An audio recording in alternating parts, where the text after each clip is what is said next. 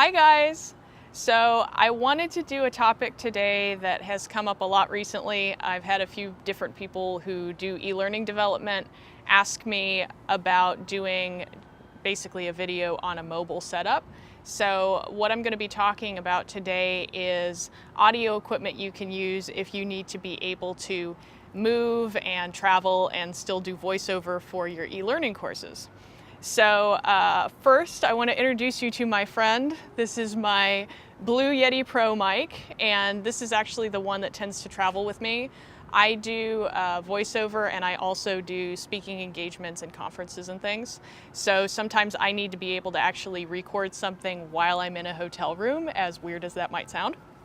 So blue Yeti Pro tends to be the one that I travel with. I kept the box that it came in, and I fold it down, and I take it with me wherever I go. This just tends to be a mic that I find is sturdy enough to travel. I would suggest if you're going to be traveling with your audio equipment, don't assume that you're going to be okay checking that equipment and having it cooperate with you. I would keep that in your carry-on, everything that you've got, except for this piece here. So let's talk about the rest of the equipment that comes with the mic. If you're looking to set up an audio voiceover studio in a conference room at work, something that you'll want to consider is how to basically make the room sound a little bit better. So you might want one of these. This is a foam shield, and what this basically does is gives you a little bit better acoustics. You would sit the mic in here, open the mic up like that, and you use this setup to basically absorb a lot of the sound that's bouncing around in the room. So you'll notice that this makes a significant difference in how your voiceover sounds. The other thing that you can do if you're traveling and there's no way that you can move with something this size, you can use blankets, you can use pillows and different things to kind of muffle the sound around the mic and make it sound a little bit better. So I have been known to actually travel with this and also put a pillow over top of it, and sometimes that actually makes it sound a lot better. The other good thing, if you have old blankets, keep them. You can use them, you can put them on the table underneath the mic, and that can improve the sound quality. You can use old moving blankets. Those are really good because they're nice and thick. You can also use carpet samples. I use carpet samples in my closet to absorb sound and make it sound a little bit better in there. So those are some of the options that you have. I will say this is a Monoprice Pro Audio Series foam shield. I'll put the link in the description below in case you're interested in this one. But obviously you've got a lot of choices in terms of foam and things like that. The other thing that will greatly improve your audio quality is something that is called a pop screen or a pop filter. So that's what this little guy is. And what this basically does, if you hit a P or you hit a B really hard and it creates that pop sound, obviously that's going to reduce the quality of your audio overall. This catches those and it basically makes them less impactful, and it evens out the quality of your audio. So you definitely want to have one of these. If you're caught and you're traveling and you do not have one of these, I've actually made one before and it worked just fine. You can take a hanger, a metal hanger, pull it apart, and if you're a girl, you've got pantyhose or something like that, you can stretch them and have those over top of your hanger, and it does exactly the same thing. Just make sure that the hosiery is really nice and tight, and it will do the exact same thing. It will look funny though. So these, obviously if you're recording your voiceover, you're also going to need to check it, especially if you're editing on the run too. I would not take your most expensive headphones with you everywhere because eventually they're going to get messed up. These are some Audio Technica headphones that I take, and honestly you can use a lot of different brands of headphones. I like these a lot, but look at, if you're buying them online, look at the reviews and see if people say that the headphones are very bassy.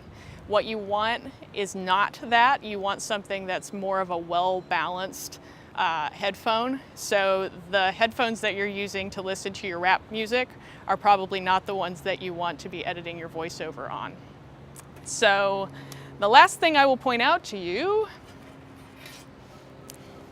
we have this lovely cord, and I will tell you that I travel with extra equipment for a lot of reasons.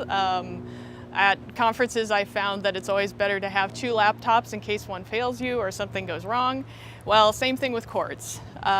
This is an extra cord that I have for my Blue Yeti, and the reason I want to point this out to you is actually because of the end of this cord.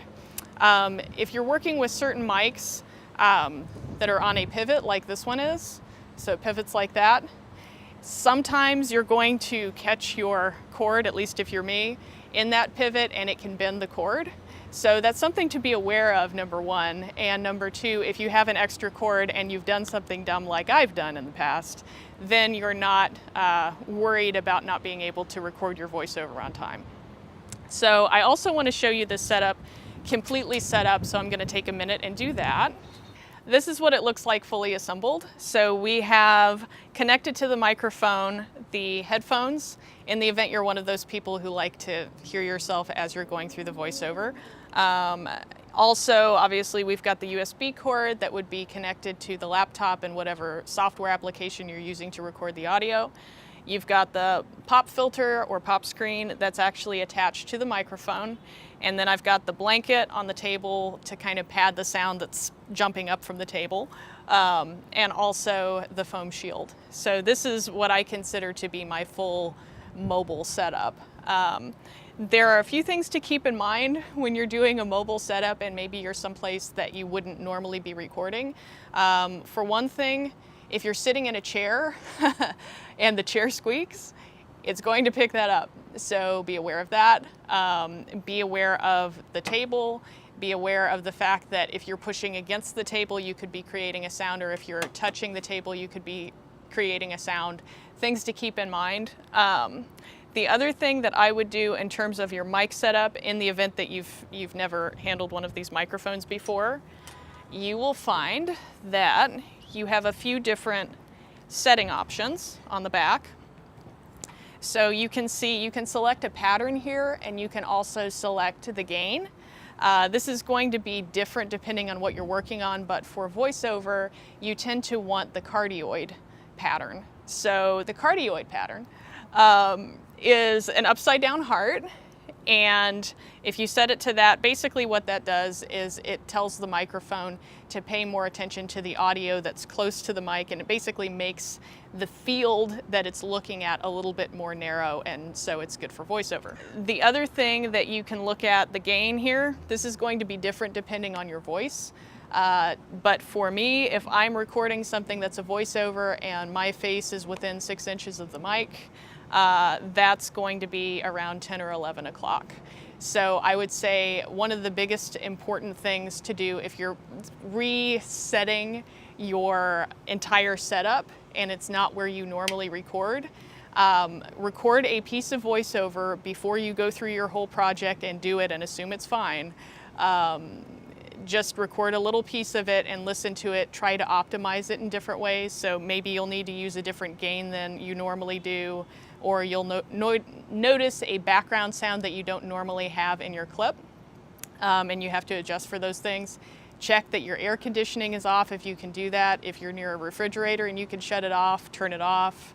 You know, just be very aware of your background noise. So one additional tip, if you are purchasing your microphone and you haven't used it before, either look in the manual or experiment with it yourself, but figure out where on the microphone you should best be talking into in order to get the best quality.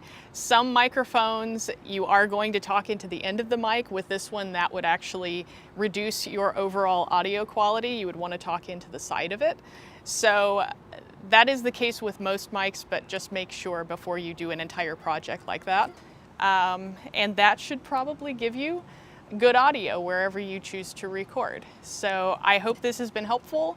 I'm going to put some product links in the description in case you're interested in duplicating the setup that I use. Obviously, I don't do paid product endorsements, so that's not what this is, but if this helps you, I hope that you can duplicate the setup and enjoy it. So thank you very much.